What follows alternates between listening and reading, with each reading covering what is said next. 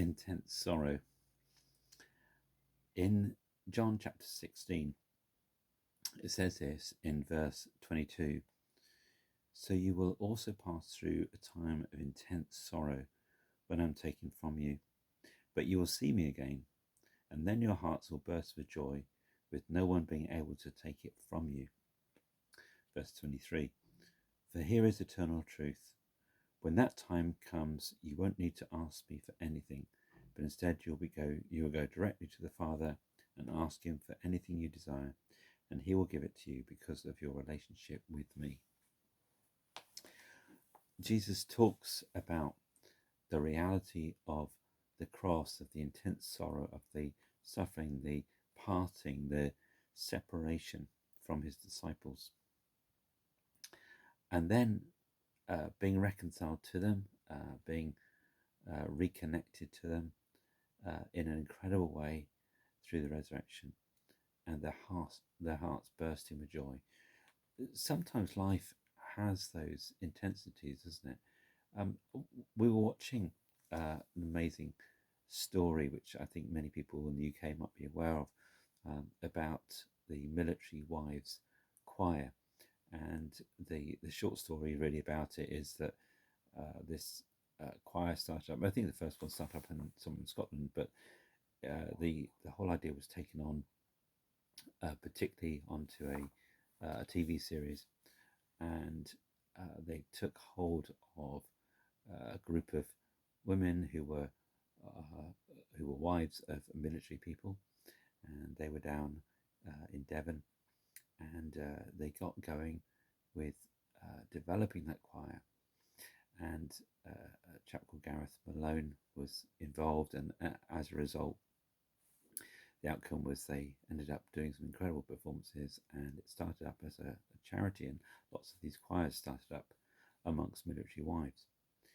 And they are people who can quite adequately and very sort of passionately declare this whole journey of intense sorrow and hearts bursting with joy.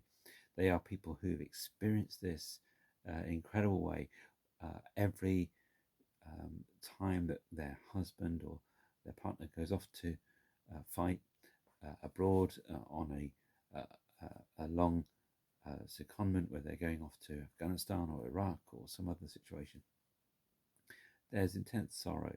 There's a real difficulty of knowing that person, their loved one, is far away from them, that they are separated from wife and children, that they're not sure whether they're going to return.